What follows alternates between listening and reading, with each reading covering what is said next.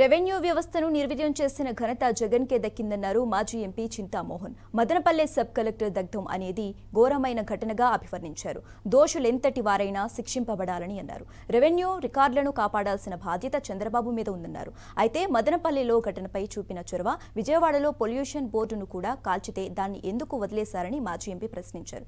Sub collector కార్యాలయ ఘటనలో ఎవరిని వదలకూడదని ఆయన కోరారు.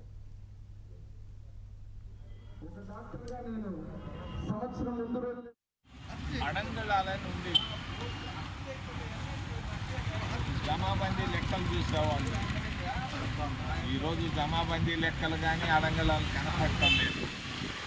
రెవెన్యూ వ్యవస్థ భ్రష్టు పట్టిపోయింది గత 5 సంవత్సరాల్లో జగన్మోహన్ రెడ్డి కాలంలో. ఆయన మామూలుగా కొలతలేసేది కరణాలు, ఈయన డ్రోన్లు పెట్టి విమానాలు, చిన్న విమానాలు పెట్టి దాంట్లో సర్వేలు చేయించాడు. అది రాళ్ళు కూడా హద్దులకు రాళ్ళు కూడా ఈయన బొమ్మేసుకున్నాడు. ఇది పొరపాటు.